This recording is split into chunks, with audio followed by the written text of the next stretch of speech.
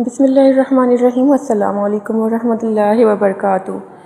امید کرتی ہوں آپ سب لوگ بالکل ٹھیک ہوں گے اللہ تعالیٰ کے فضل و کرم سے، اور دعا ہے کہ اللہ تعالیٰ آپ کی ساری پریشانیاں ختم کر دے، اس ماہ مبارک کے صدقے آپ کی تمام جائز دعاؤں پر اللہ تعالیٰ کن فرما دے اور آپ کو خیر و عافیت سے رکھے، آمین ثم آمین۔ ناظرین، یہ عمل جن لوگوں نے کیا ان کے ایسے حالات تھے کہ کسی کو منہ دکھانے کے لائق نہ تھے، گھر کی ساری چیزیں بک چکی تھیں۔ اس عمل سے اللہ تعالیٰ نے انہیں ایسا نوازا کہ انہوں نے اللہ تعالیٰ سے مال و دولت کے خزانے بڑھوا لیے۔ آپ لوگ بھی یہ عمل کریں، انشاءاللہ تعالیٰ آپ لوگوں کے مال و دولت کے خزانے بھی بڑھ جائیں گے۔ تو عمل کی طرف چلتے ہیں، لیکن وظیفہ بتانے سے پہلے آپ کو رمضان کے معمول میں کثرت سے کرنے والی 4 چیزوں کے بارے میں بتا دیتے ہیں۔ غور کریے گا، ان کو نوٹ فرما لیجئے گا، وہ 4 چیزیں کون سی ہیں۔ سب سے پہلے کلمے کی کثرت۔ پہلے کلمے کی کثرت کرنے ہیں، آپ نے بہت زیادہ پڑھنا ہے۔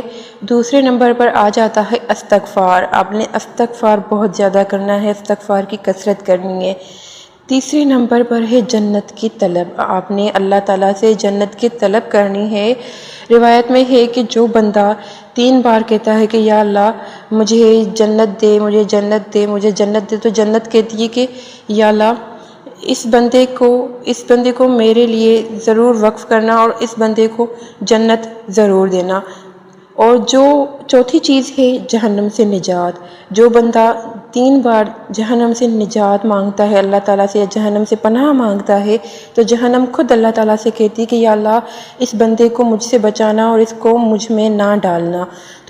تو سوچیں، جو بندہ صرف 3 بار کہتا ہے تو اللہ تعالیٰ اسے حفاظت دے دیتا ہے، جنت دے دیتا ہے، جہنم سے پناہ نجات دے دیتا ہے۔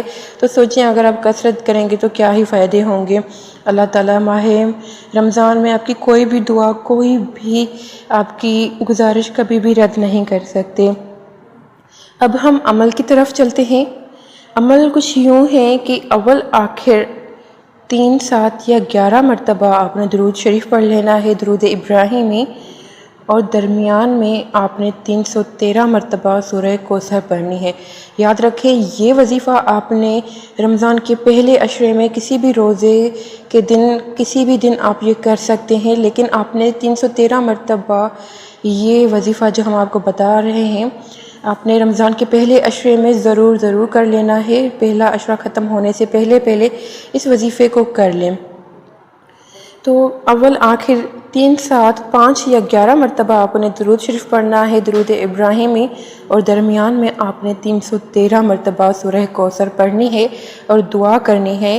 یہ سورہ کوثر کا وظیفہ کوئی عام وظیفہ نہیں ہے، یہ بہت ہی خاص لاجواب وظیفہ ہے۔ سورہ کوثر کے اندر دیدار مصطفیٰ ہے، سورہ کوثر کے اندر جادو کا حل موجود ہے، سورہ کوثر کے اندر جنات اور شیاطین سے نجات کا حل موجود ہے، سورہ کوثر کے اندر قرض کا اتارنا، رزق کی وسعت، دولت، عزت موجود ہے۔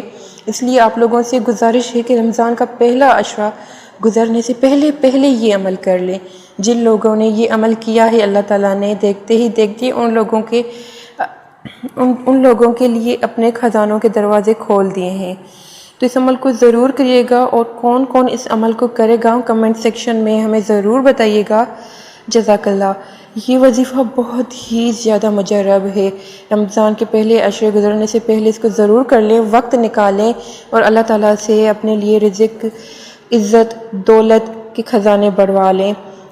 سورہ کوثر ہر قسم کے شر، دشمن کے شر، جادو، جنات، شیاطین کے شر سے پناہ حاصل کرنے کا بہت ہی پاورفل عمل ہے۔ سورہ کوثر کو آپ اپنی معمول کی زندگی میں بھی شامل کر لیں۔ ڈیلی اگر ایک تسبیح پڑھ کر اپنے اوپر پھونک دیں، گھر والوں پر، پورے گھر پر، اور اللہ تعالیٰ سے دعا کریں کہ اللہ تعالیٰ آپ کو ہر قسم کے شر سے محفوظ رکھے، تو یہ آپ کے لیے کافی ہو جائے گی۔ یہ اتنی مجرب ہے کہ جب آپ اس کو اپنی زندگی میں پڑھنے لگیں گے، معمول بنائیں گے، تو آپ کو اس کے اثرات، اس کے معجزات دیکھنے کو ملیں گے کہ آپ کی زندگی کیسے آسان ہوتی ہے، کیسے آپ کی زندگی کے معاملات آسان ہوتے ہیں۔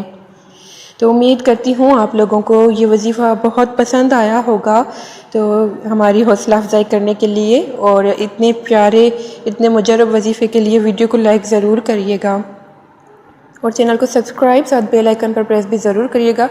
اپنا بہت سارا خیال رکھیے گا، دعا میں یاد رکھیے گا۔ اللہ حافظ۔